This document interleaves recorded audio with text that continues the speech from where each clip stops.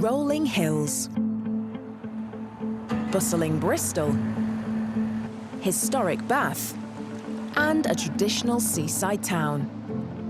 The patch covered by Avon Fire and Rescue Service is as varied as the landscape itself. And this means the team there have to be ready for all kinds of eventualities. Today, the crew are carrying out a training exercise at the Avon Gorge, overlooking Bristol's iconic suspension bridge. This is one of the areas where a large chunk of our rescues take place. It's an area renowned for tourists. We've got the suspension bridge in the background, and we get a lot of people sort of going over the edge to try and get the best photo they can, slipping or potentially getting themselves stuck. All climbers using the area further down the gorge can get into stress. Today we're up here to simulate a climber who's broken their leg halfway down the cliff face. All right, let's get to work. Everybody's got a dedicated main line to go over the edge and a safety line. All of that is checked time and time again. They've got a special bit of kit to help them carry out rescues, a viewing platform that they can suspend over the gorge. A lot of the time we don't know where anybody is, and this bit of kit's brilliant for putting a firefighter right out on the edge with a really good view all the way down to the base. And then they can communicate back to me as an incident commander where the person is. Work like this isn't for the faint-hearted. It is a long way down. But with an incident happening on average once a week, it's essential. We train up here at least once a month, sometimes twice a month. We've got a 200-foot drop here, so if the systems aren't in place and our training's not up to date, then potentially the outcome could be catastrophic. OK, Lippers, this is Nick. I've made contact. The negative. After lowering themselves down, the team find their casualty and carefully put him on a stretcher. OK, Dan, I'm going to get you down. Now. The person is secured and lowered to safety. But that's not all the teams are up to at the moment. Recently, the firefighters have been drafted into a very different but no less vital task, pitching in to help with the coronavirus crisis.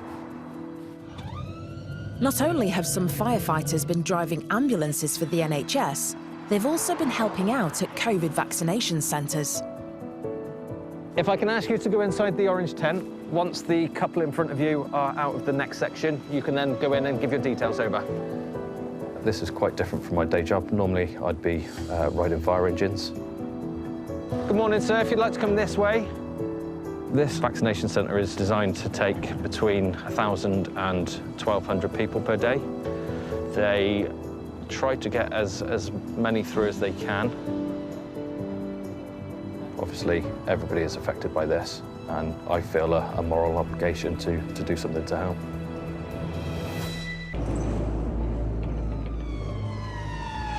We've got a full fire crew going on here, Glenn. What's the scenario? Talk me through it.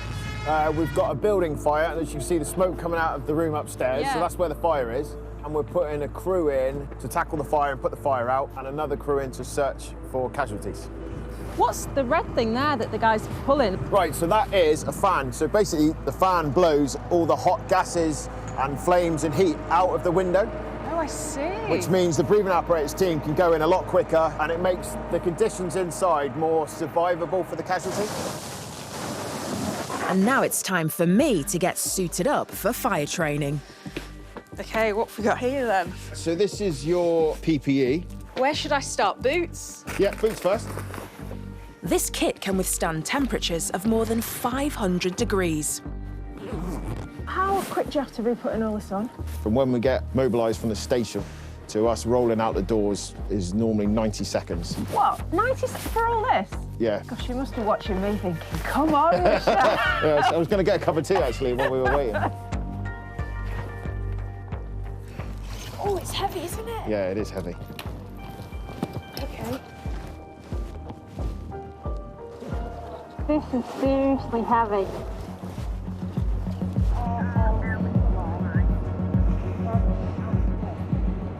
So, Michelle, we're ready by the door. We're going to go straight in, and we're going to start our left-hand search pattern, OK? Right, let's do it. Glenn's got me attached to him, which I'm very pleased about. We're going in. Push me up. OK, ready?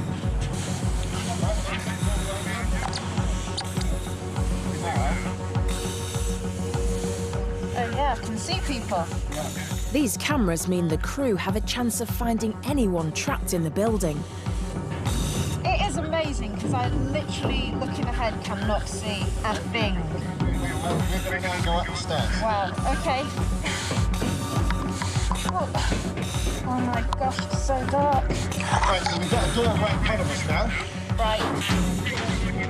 Stay on your knees, okay? Oh, I can see someone. There's the carpet in there. Yeah, we found them. The victim is located and carried to safety. So for the moment, our job is done.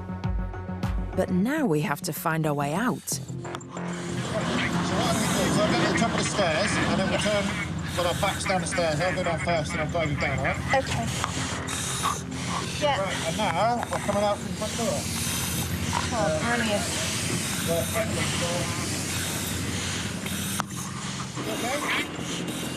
Yeah.